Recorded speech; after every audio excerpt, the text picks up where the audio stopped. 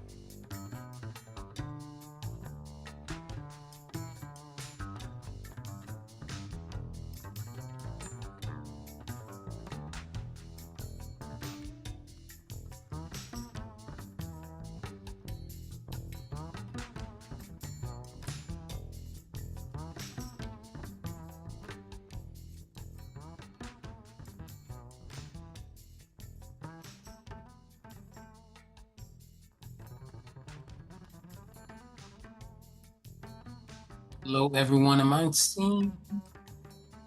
I still see the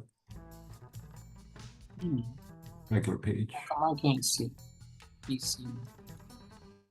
Okay. I guess we had to end that. But hello, everybody. Welcome to the session Authoritarianism and the Weaponization of Social Media.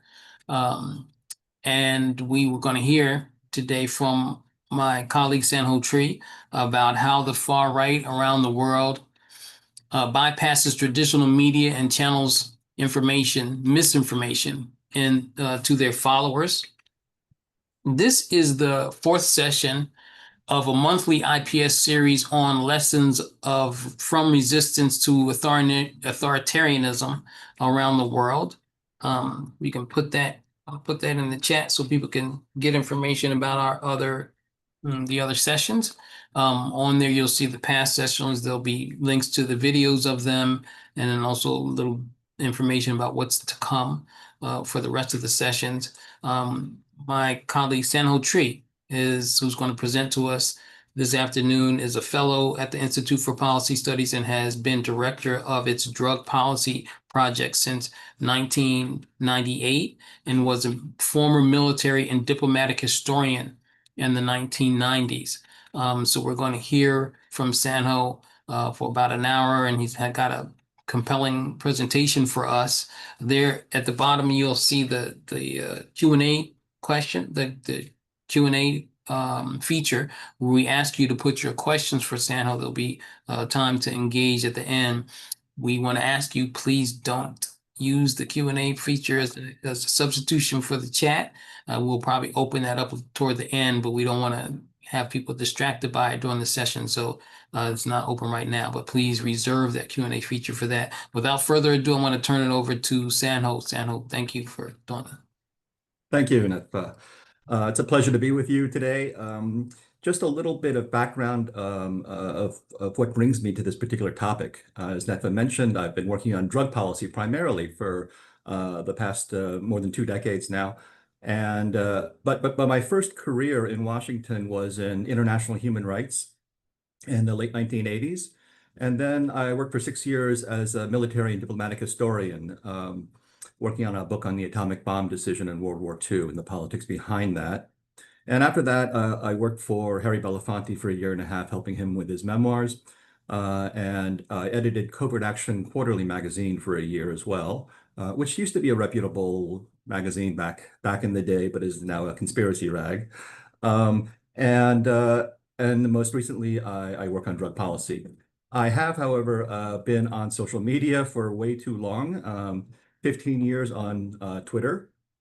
And I finally, I don't post there much at all anymore. I'm mostly on Blue Sky now, but I've also done Post News, rest in peace. But today, these days, I'm primarily on Blue Sky.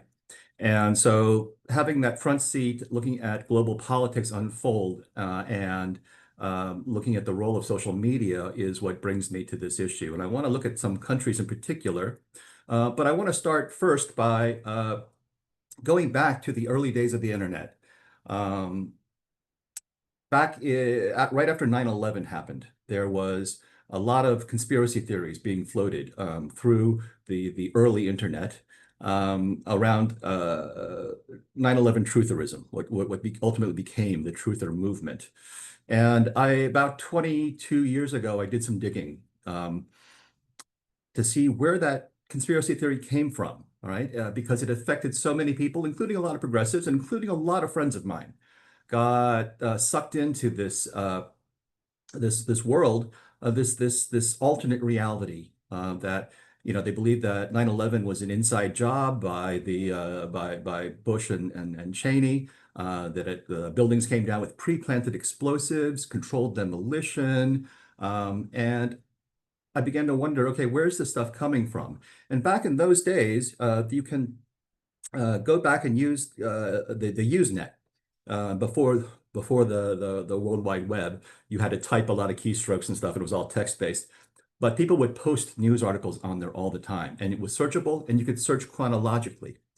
And so I looked for the first instances of World Trade Center, controlled demolition, inside job, all those keywords that are now central to the 9/11 trutherism movement. And it struck me, it blew me away. The first people who floated that idea were the Lyndon LaRouche organization, right? Uh, and as it took off, they kind of pulled back from that and they got their fingerprints off of that issue. And they used cutouts or fronts or fellow travelers or dupes. I don't know. It's up to you to decide who occupies what role. But they channeled that information into different audiences.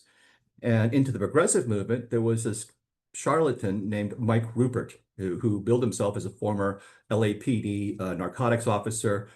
He used to talk about how, and on his blog, that he was initially he talked about having severe alcohol use disorder, waking up on his front lawn with no memory, etc. And that's why he got let go from the LAPD. But then as the years went on, he billed himself as the guy who was targeted by the CIA, and it was a grand conspiracy against him. And he became the guy who took the LaRouche information, whether he was paid or whether he was a fellow traveler or just a plagiarist sucker. I can't, it's not for me to say. But he channeled that information into progressive audiences through a website called Narco News. And from there, it just took on a life of its own. It entered the progressive media sphere, and people bought into it. And why would they do such a thing? In the past, the LaRouche organization would get blocked or people would discount what they said immediately because they knew the history. It was a neo-fascist organization that this guy Lyndon LaRouche, who passed away a few years ago, would run for president every 4 years as a Democrat, even though he's a fascist, and he would have candidates that he would try to get into office as well. But he published a lot of conspiracy theories. He was kind of the Alex Jones 1.0, I guess, of that era. And it became a money-making operation. He ultimately went to prison in the 90s for mail fraud, bilking widows out of their life savings, that sort of thing. And ironically, the prosecutor who put him in prison was Robert Mueller. Has a lot of history here, but that in many ways was a proof of concept that you could create an alternate universe on the internet, and lots of people would fall for it. Uh, Matt Taibbi, I hesitate to bring him up because he's so disgraced himself in recent years. He's gone off the deep end. But at that time, he was working for Rolling Stone and did publish some very good stuff looking at the 9/11 truther movement. And he coined a phrase called reality shopping on the internet. And that's something that I still use today. So I have to give him credit for that. But it allowed people to go reality shopping on the internet. and immerse themselves in a whole different reality. So fast forward to 2016, people began to notice a lot of these things, especially after the elections. People started doing postmortems, realizing, oh, the Russian influence was actually very real, those campaigns. Um, and there's a lot has been written about that. It was very effective. And in more recent times, China, Iran, others have gotten into this game. They tend to focus more on their particular regions and issues, whereas the Russians were much more interested in US politics and manipulating that. But even just last week, AFP, Agence France Presse, published a piece on June 13th talking about how Russia, China, Iran were amplifying disinformation about protests over immigration raids in Los Angeles, and generating falsehoods and conspiracy theories. So this is an ongoing problem, um, and uh, and it wasn't always just to promote one candidate, as people sometimes assume. They did a lot of different things, from deterring people from voting to drive down voter participation against their opposition, to pitting different groups against each other, setting up conflicts within the United States, pro-gun versus anti-gun. They created fake events so that they would show up at demonstrations and try to fight each other. That was the intent behind that, and in other ways sow discord and disrupt our political process, undermine our faith in our institutions, et cetera, et cetera. But a lot has been published about the Russia connection. I'm not going to get into that too much here, but I want to talk more about that 2016 era and how it changed world politics. Of course, we understand what happened in the US in terms of the Trump victory, but also other countries as well. And there's one guy in particular I want to single out that I think more progressives should really look into and study what he does. And that guy is named Brad Parscale. He was Trump's and is Trump's technology guy who really took advantage of Facebook and other social media, and they said, well, we'll offer both campaigns, the ability to really learn how to exploit our features for their work. And the Republicans took them up on it. Democrats, not so much. And so what Parscale was able to do was take that early lead and figure out how to get into people's minds, into their computers, into their phones, into their lives. And do all kinds of things. One of those things he did was voter suppression, but not suppression in the sense that we think of today in terms of messing with voter rolls and trying to undermine your opponents that way. But one of the effective things they did was deterrence, what they call deterrence, which is to get people not to vote, right? Which is kind of counterintuitive, because you tend to think of these things as, oh, we want our preferred candidate to win. We're going to get people to go support that candidate, but also targeting your opposition and demoralizing them, getting them to believe that there really is no difference between the candidates. They should just stay home, don't bother, it's all the same. And they even had a term for it. They called it deterrence. So I'm going to show you a clip. I'm going to show you a number of clips today because A, we're talking about social media, and B, they do it far more articulately than I can summarize. And I'll tell you where the clips are from. And I think after this session is over, I will post a thread on Blue Sky of the links where you can look up these and share these videos yourselves. But the first one comes from a Channel 4 documentary, Channel 4 in the UK, called Deterring Democracy. It was about the 2016 election, but it aired in September of 2020.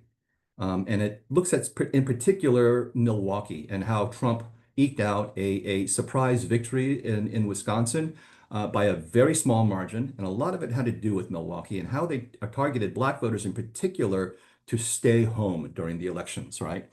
And so let me share with you this first clip called Deterring Democracy. Is the documentary. I encourage you to, it's a 22-minute feature, and I hope you will go up and look at it yourself.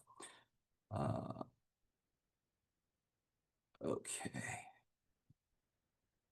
Sorry for the technical glitches here. We have here is the name, Well, we can look here, for example, at ward number 160. Yes. And what we have here is the names and addresses of all those people and how they were segmented. But what's really interesting is that a huge number of these names were marked down for deterrence. So they specifically looked at those individuals and said, we are going to do everything to try to deter them and create ads that would do that. That is a strategic level that by no means did I know was existing. That is mind-boggling. I'm like shocked that they had in 2016 all the way down to we need to deter that one. Somebody has worked this hard to strategically disenfranchise you, to discourage you. What it should tell people is the power, right, of their vote. So again, it's only a 22-minute video. I suggest you look it up, just search for Channel 4 UK and the phrase deterring democracy, and it'll show you the precise messages they used to discourage Black voters from participating in Milwaukee, which turned out to be a very important demographic in a very important swing state. And there are so many ways that they can harvest this kind of data and target the people they want to reach. They can go, something as simple as your Bluetooth being turned on your phone if you walk into a gun show or go to a church where they're preaching anti-abortion stuff or other types of things. And they can harvest your identity that way and begin to target you. There are lots of different ways to do this, but the point is that while liberals and progressives were spending lots of money on traditional get out the vote tactics, Go TV, the knock on doors and all this stuff. The right wing was figuring out how to micro target and instead of knocking on your doors, they would go into your bedrooms and reach you there. And down to even within specific households. It used to be that campaigns would target a census tract or a neighborhood and blanket that neighborhood. They know how to distinguish people from inside a household to see which ones should get the particular message, particular disinformation. And their housemates or their family members would never know that it was happening and couldn't offer any countering messages, that sort of thing. So that's an aspect people should really look into. At the same time, around the world, while Trump came out with a surprise 2016 victory, there were other victories for the right around the world. In Brazil, President Bolsonaro came again to another stunning victory. And it turned out later that some of his secret tools that he used that were kind of under the radar were WhatsApp and YouTube messages. And these WhatsApp groups, if you're not subscribed to it, you don't really see it. It's not taking place in the open media, right? And so these things, we realized far too late what had been going on. But these are ways to bypass traditional media that is done in the open, and it has, again, fact checkers. People can discuss it openly, debate the worthiness of a particular story or not. But if you bypass that, you can lie directly to your followers without the annoyance of fact checkers or other people coming to correct you. And in the Philippines, the country that I spent many, many years studying in terms of the drug war, the horrific bloodshed that's been happening there, particularly under the presidency of Rodrigo Duterte, who's now in the ICC in detention in The Hague. He got elected a few months before Donald Trump in the Philippines, and he, in many ways, was the forerunner of Trumpism. And Trump still, I think, looks to a lot of his tactics, particularly lawfare, to suppress critics and to use social media to really batter your enemies. And I want to start with Philippines is the most heavily Facebook nation on earth. Early on, the Facebook worked with the telecom companies to get discounted access to the internet. And so for many Filipinos, their first experience getting on the internet was through Facebook. That became the portal. The way they entered the internet. And it was even worse in places like Myanmar and Burma, right, where democracy came fairly recently. People suddenly had smartphones and suddenly were exposed to the internet for the first time. And Facebook, again, was linked to genocide in Myanmar because it was so easily manipulatable and people had no natural resistance to it in terms of having, years of experience with the internet and not trusting everything you read. And it took off like wildfire. But in the Philippines in particular, it became really tragic because if you remember the history of the Philippines, right, with the Marcos dictatorship in the 70s, the people power revolution in the 80s and 90s that overthrew that dictatorship, it became a powerhouse of democracy, and it was full of vibrant NGOs. The Philippines was a vibrant democratic space. And in a few short years, that just transformed and shut down. And a lot of it had to do with Facebook. Rather than me describe this at length, I'm going to show you a clip from Maria Ressa, one of my favorite people in this field. She was the CEO and founder of Rappler website magazine, and was the co-winner of the Nobel Peace Prize in 2021. And so the clip I'm going to show you is from the PBS Frontline documentary called A Thousand Cuts about the Philippines, which aired in 2021. And I think, Frontline is one of the best things on television. If you're not watching, I highly recommend it. Most of their stuff is available online. They're old documentaries, and they have a number on these kinds of issues. So let me see here.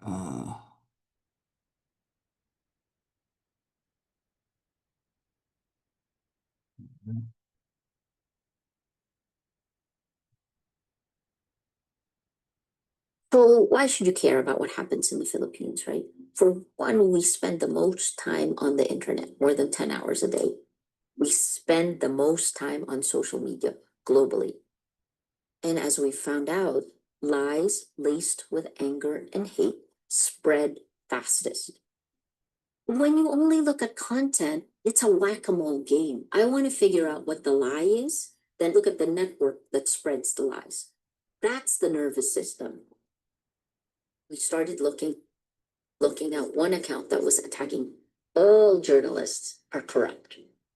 One account that had 25 followers. They were all following each other. We fact-checked every single item. These were all fake accounts.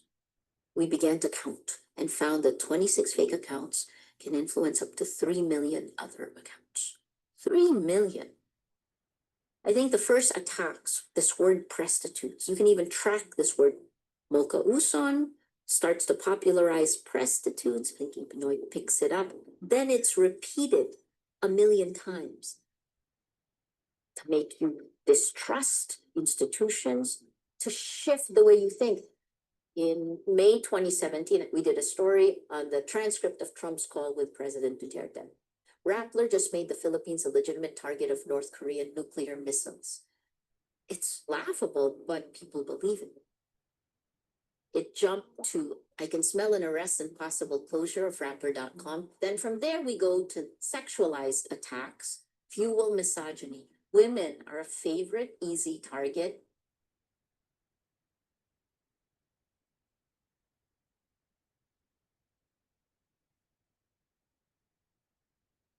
Okay, so that was from Frontline. Again, donate to PBS. Go watch some Frontline documentaries. It's the gold standard of documentaries on television in the United States. But what the Duterte campaign did to get elected also carried over into what they did in office. And they used that Facebook to basically intimidate and suppress opposition, to harass opposition leaders, including Maria Ressa, urged them to a campaign of vile threats and attacks on these people. A lot of sexual violence threats, that sort of thing. But it really reduced the opposition to a lot of his other agendas, particularly the war on drugs. And so that's something that I studied quite a bit. But what Duterte did, he campaigned vowing to kill, and he said 3 million Filipinos. He actually got away with 30,000 people dead by the end of his term, up to 30,000, according to NGOs and human rights organizations. And most of them were shot in the street extrajudicially by and accused of attempting to resist arrest, even though the autopsy showed handcuff marks and that sort of thing, or they placed the gun on the right hand when it's a right, everyone knew that person was left-handed, et cetera, et cetera. But they slaughtered a lot of people. And just so nobody thinks I'm making this up, I'm going to show you a short clip on that. And this is, let's see, here we go.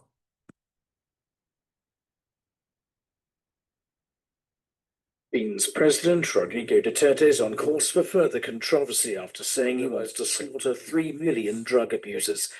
He's compared his anti-drugs campaign to Hitler's persecution of the Jews during World War II. Hitler massacred 3 million Jews. Now, there's a 3 million drug addicts. There are. I'd be happy to slaughter them. At least if Germany had Hitler, the Philippines would have, but my victims, I would like to be all criminals of defense. Adolf Hitler massacred 6 million Jews in what's considered the deadliest ethnic and political persecution in history. Duterte's comments follow criticism from the European Union and the United States about suspected extrajudicial killings in its crackdown on drug pushers and users.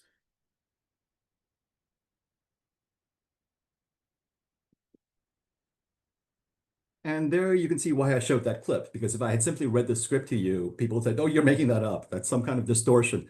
He actually said these things. He acted on his threats, and again, killed up to 30,000 people by many accounts. And what he did was he took a cornucopia of social ills, scapegoated them onto one demographic, the poorest of the poor. That's who was slaughtered, and said, that's your problem. Get rid of these people, just excise them, cut them out, cancer, and everything will be better. And there's still a big drug problem in the Philippines. He's out of office, and he was arrested a few months ago and is currently awaiting trial for crimes against humanity in The Hague. But even running from prison, he ran for mayor of his hometown, his traditional stronghold, and Davao in the Philippines, and won. How he tends to serve is another question, but that's it shows you what traction people can get on over these issues. And just to come back to the U.S., I'm reminded of what Steve Bannon said, and he told author Michael Lewis in 2018.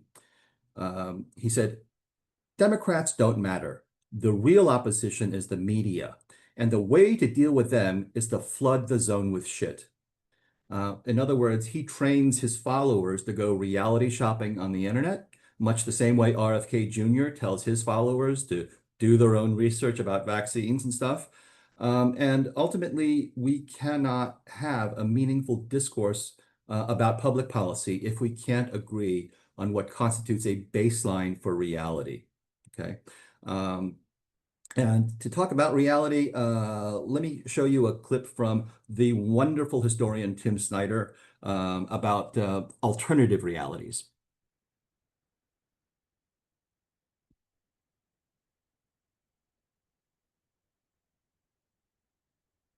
The first thing to understand about Mr. Trump is that he does inhabit a completely different mental world, and he inhabits it naturally, and he inhabits it very gracefully. He lives in a world of fiction. Mr. Trump is not a traditional person who has made a career where he's had to deal with life around him. He's never actually been that successful in grappling with any particular element of reality. Where he has been successful is as a character on television. He's never been a successful businessman, but he has played a successful businessman on television. He understands not the rules of reality, but the rules of fiction. So for him, there's no such thing as lying, because there's no such thing as the truth. We're all just in this story together. So the ways in which he's able to bring us into the world are, first of all, just by saying all the time things that aren't true. A typical politician will lie now and then, but a typical politician will also recognize the principle that there is truth. And so when caught in a lie, might apologize. In Mr. Trump's case, that never happens because he very specifically and intentionally wants to fill up the whole space with untruth, to fill up everything with untruth so that we're confused.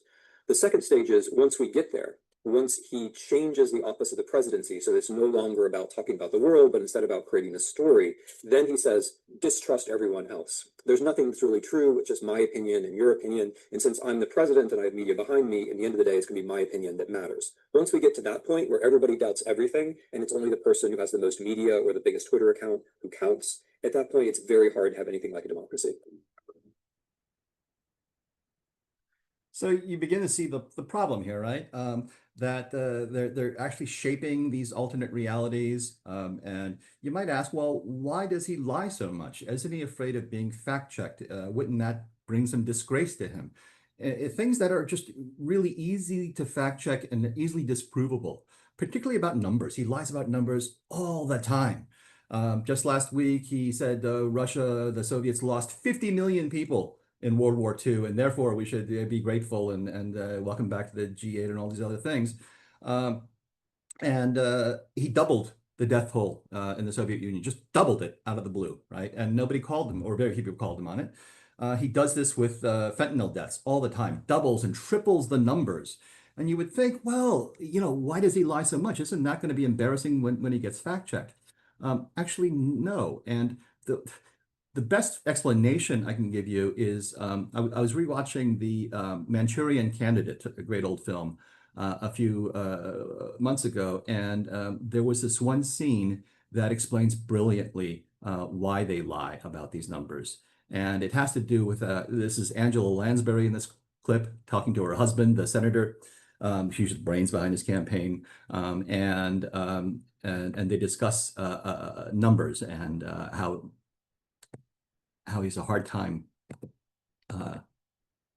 remembering things. Pay attention to the ketchup bottle at the end of the scene because it's very revealing. One thing, babe.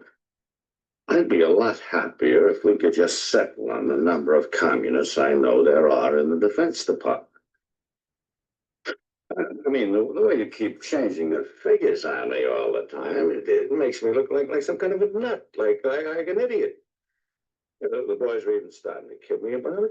But just yesterday in the cloakroom, they said, "Hey, Johnny." Well, you're going to look like an even bigger idiot if you don't get in there and do exactly what you're told.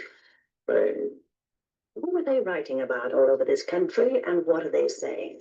Are they saying, are there any communists in the Defense Department? Of course not. They're saying, how many communists are there in the Defense Department? So just stop talking like an expert all of a sudden and get out there and say what you're supposed to say. Hey, I'm sorry, hon. Would it really make it easier for you if we settled on just one number? yeah. Just one real simple number that'd be easy for me to remember.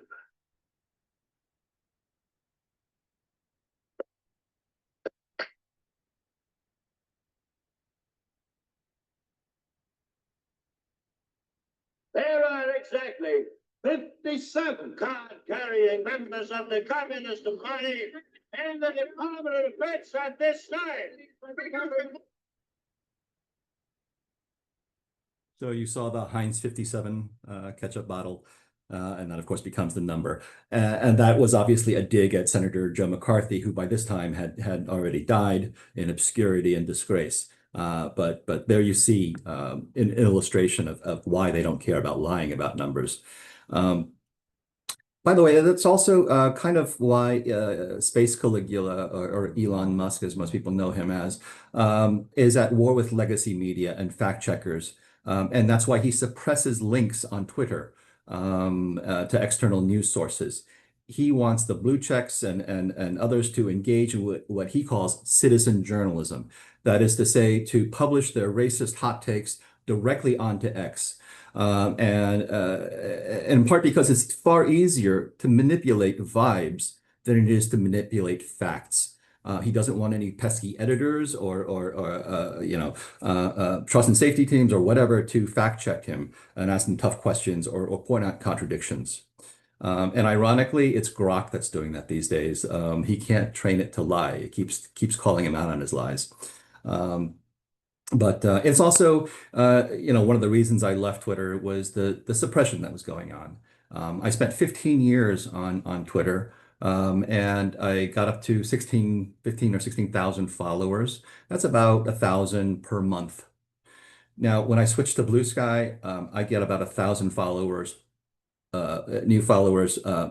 Sorry, it was 1,000 new followers per year on Twitter versus on Blue Sky now, I get 1,000 new followers per month. That's not direct proof of suppression on Twitter, but something's going on where I'm reaching a lot more people on Blue Sky than I ever did on Twitter. And perhaps anyway, that's an incentive if you're afraid of switching. It's not that hard to build new followers there. In other places in the current context, in South Korea, there was an attempted coup, right? An autogolpe, a self-coup for President Yoon to stay in power. And he declared martial law, used all kinds of conspiracy theories to justify the martial law. And when his first excuses about North Korean agents and other things, surfaced, I thought, oh, this guy's really nuts. But in fact, there was a strong base of disinformation to back him up. And one of the alarming trends in South Korea is that people are now getting their majority of their news from YouTube and influencers rather than traditional media. And so there's I'm going to quote from this article from Korea Jung-an Daily, December 28th, 2024. And he says, why did Yoon declare martial law? Korea's political YouTubers might be the blame. That's the headline. And the quote is, according to the National Assembly Research Service's 2023 study of 80 YouTube channels and 822 videos, the contents spent 87% of its time on average delivering opinions and 10% on facts. And 86% of the videos contained hateful, hostile language, and 90% featured panelists solely from one side of the political spectrum. And that goes for both. I'm not trying to both sides the argument here. There's a qualitative difference, but also the growing gender divide as well, women proving much less susceptible to right-wing conspiracy theories than men. But as people gravitate away towards social media and to YouTube and influencers and away from traditional media, they bypass these huge media infrastructures, which are deeply flawed. I'm not going to make excuses for them, but they have editors. They have fact checkers. They're afraid of libel, lawsuits, and so they tend to fact check their stuff before going to press, or at least have some basis they can argue that it's not just an opinion, right? And when you bypass that, again, it's again hard to have a discourse about public policy if we can't agree on what constitutes a baseline for reality. And so when you see these influencers and their hot takes, ask yourself, did this news source employ an editor, fact checkers, that sort of thing. So be careful of sources that leave out candy on a dish, knowing that you can't resist that candy, right? Because the stuff they're feeding you confirms your priors, and often without any hard evidence. That's a big red flag to change your media habits if that's what you're encountering, even if you agree with it. If they're not citing hard sources and it's just hot takes, be very, very skeptical. And it's not that social media's companies can't begin to fix these things, but again, the business model runs into conflict with responsible behavior, right? Eyeball time is revenue, and outrage and extremist content encourages more engagement. People stay online, they get more and more of this, they work worked up. It's not in their interest to tone this discourse down. And it's unusual for a company to undermine its own profits. Why would YouTube suppress appalling and misleading content if it was popular? What company does this to itself? They want your eyeballs, and God forbid they should lose your attention to a book or a print magazine or something else. So their recommendation algorithm is relentless. This happened to a relative of mine as well. So I can speak from personal experience. A person with 3 PhDs, 2 were in divinity, but okay, 3 PhDs, and in less than 10 years, got completely magatized. This used to be a thoughtful person, but got introduced to gold and became a gold bug after many, many YouTube. And this person does not have Fox News, right? Main source of information for him was YouTube and Newsmax through Facebook. And so became a gold bug, bought all this gold. Then you have to buy the safe to hide the gold in your house because you can't trust the banks. And then you need to buy guns to protect your property. Then you need to got into preppers, and stocked up on, all the survivalist food, utter madness, right? But it can happen to people with 3 PhDs, right? And I'm sure we all have our own family stories about this sort of thing. And so it's very unlikely that that social media companies will tone down their algorithms if unless they're forced to. To quote the Onion's famous tagline, "We don't make any money if you don't click on the fucking link." That's their famous. At least they're honest about it. And so I use YouTube primarily for recipes and things like that, and a few other hobbies. Innocuous stuff. I don't use it for political content much because the recommendation algorithms are so relentless. And if you look at one thing that it's marginally involved in a conspiracy, they'll feed you more conspiracy theories, right? And more, and if you click on that, you get even more. And so it's up to you to prune your own algorithm and go up to the corner with those 3 dots and tell it, do not recommend this channel anymore, or do not promote this topic to me anymore. If you don't do that, it's very easy to get sucked down these rabbit holes. And before you know it, you're stocking up on survivalist food, right? And so that brings us to more contemporary scandals or controversies like TikTok. And for me, the problem is not that it's a Chinese-owned corporation or that the CCP might have access to the data, but that no corporation should have that kind of data about each of us. And we need to obsess less about TikTok and more about any app that can study people this intimately over a long period of time, over years. And what do they do with that psychographic profile of each individual, and how do they sell it, market it, monetize it? As a young woman said in a video to show you, TikTok's algorithm knew I was bisexual long before I did. And so I'm going to show you a short clip from the PBS documentary series Independent Lens. This episode is called TikTok Boom from 2022. And so here's that clip.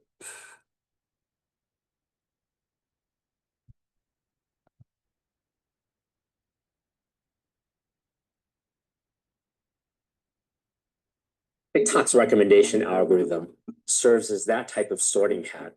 It sorts its users into different audiences. Then it sorts videos into different clusters that appeal to different audiences. TikTok is very different in that even if you didn't follow anybody, you would over time, just by using the app, get a very personalized entertainment experience for yourself. Is anyone else like a little weirded out about how specific TikTok's algorithm gets for the For You page? The For You page on TikTok is the default that the app opens into. On the one hand, it has a bunch of attributes about the video. It has this song in it. It has a dog. On the other, it has a bunch of attributes about you. You're this age, you live here. Those are contextual clues to feed their algorithm to determine what your tastes are. My TikTok algorithm is just like, you have ADHD, you have BPD, you're depressed. When you're looking at each video on the For You page, TikTok, the app, is looking at how you react to that video. And the algorithm starts to become smarter just off of these long sessions where you're addictively scrolling through videos.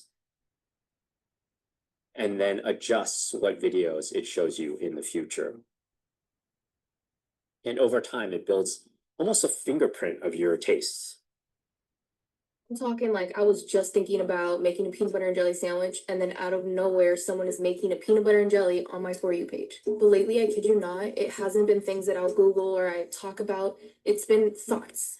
Are any other girls like kind of aggravated that it took more than 20 years to figure out we were bisexual, but it took my TikTok algorithm like 37 seconds? TikTok is just the latest manifestation of the power that comes from connecting billions of people in the world with really powerful machine learning recommendation algorithms.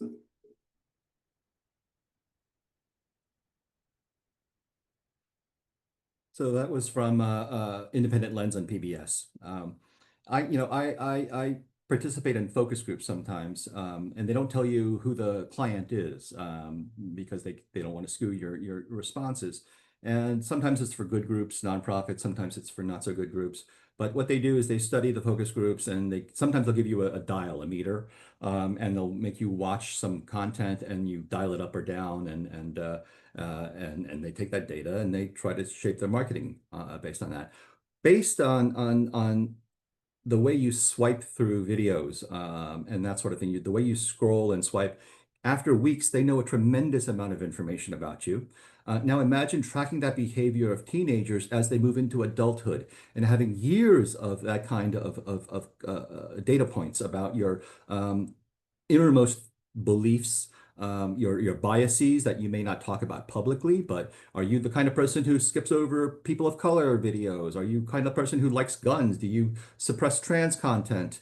I would argue that no corporation should have that much data on individuals, particularly over long periods of time, over the course of their lifetimes, and how they sell that data. Ask yourself what Steve Bannon or people like him would do with this kind of information to target and reach people that don't even know that they're being recruited and targeted. And so that social media algorithms are like a switchboard from hell. They take the most toxic content and they route it to the most gullible people. They're like heat-seeking missiles of disinformation, and they're destroying the foundations of our society that we always took for granted, like the Constitution, the courts, the rule of law. We need to rethink what free speech means in the era of algorithmic amplification. Until a few years ago, I was kind of an ACLU staunch, free speech absolutist, that the solution to bad speech was more speech. But after spending this much time on social media, I have come to realize that unlike a library book filled with hateful Nazi disinformation, that book never walked off the library shelf, crossed Washington, D.C., entered my home, and shoved itself into my face. And yet this is what happens dozens of times every single day if you're plugged into the social media and you let the algorithm take over. And so this is something that we're not really grappling with right now. And Elon just says, free speech, free speech. And it's far more complicated than that. And so how do we fight back? One of the things I do is, I try to make videos. I try to use social media. One of the videos I made got several million views over time. It was from 2018. And I'll just show it here. And this is the last video. Oh, shut up, silly woman, said the reptile with a grin. You knew damn well I was a snake before you took me in. A poem suggesting that immigrants were snakes. This is flirting with fascism in the open, in broad daylight now.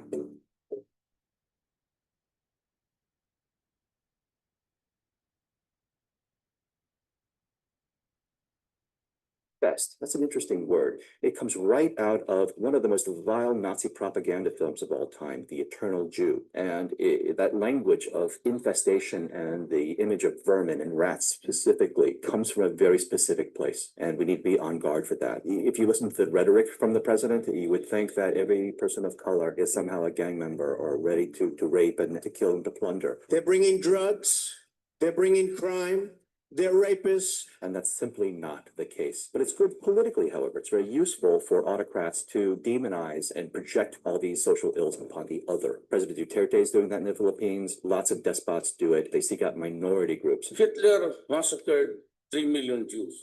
Now, there is 3 million drug addicts. I'd be happy to slaughter them. They're not people, these are animals. What was the name? Animal. This is the same kind of language that the Nazis used to dehumanize and scapegoat social ills onto minority groups. The parasite nation of Judah is responsible for a large part of international crime. Scapegoating, it's a very interesting word, right? It comes from the biblical era when the priest or the rabbi would confess the sins of a village and whisper them into the ears of a goat and literally drive the goat into the desert and voila, you're cleansed of your sins. The village is cleansed, right? And this is what he's doing with very complex social problems. If you thrust all of these social ills onto this one group and drive them out, oh, that's going to cleanse our society somehow. And it's not. Sounds good, doesn't work. You're still going to have inequality and these structural problems, and it's not being addressed in any meaningful way.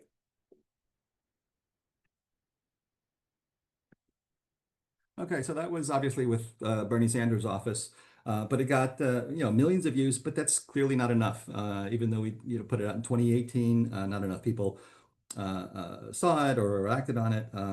But we need to do more of these kinds of things. But we also need to red team this issue.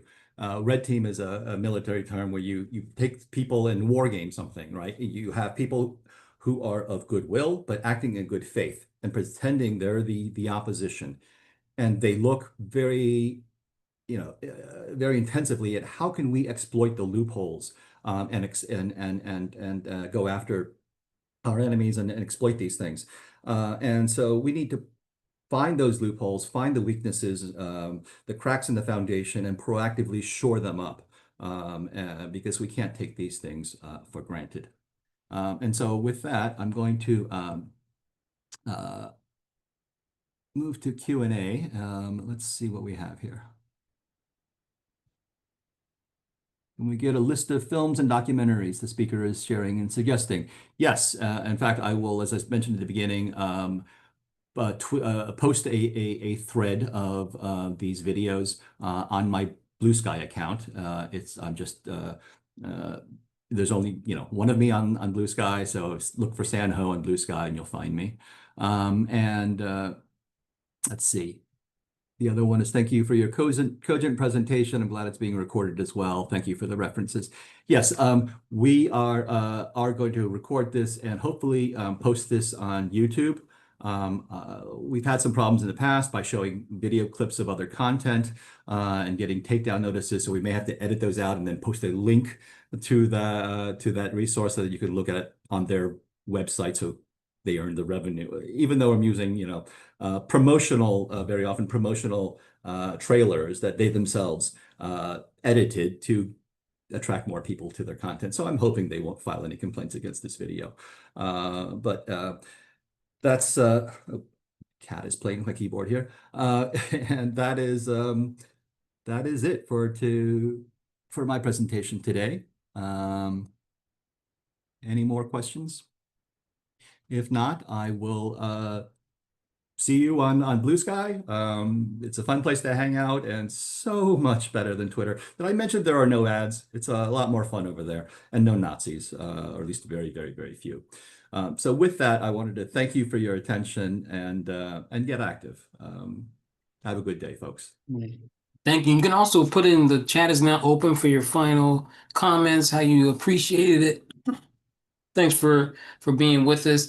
And also remember that this is there's just some more sessions of our series, Lessons from Resistance Against Authoritarianism Around the World, and the link that was shared. Thank you, Sanho, for that presentation. And yes, we will be posting this to YouTube. Thank you, everybody. Thank you.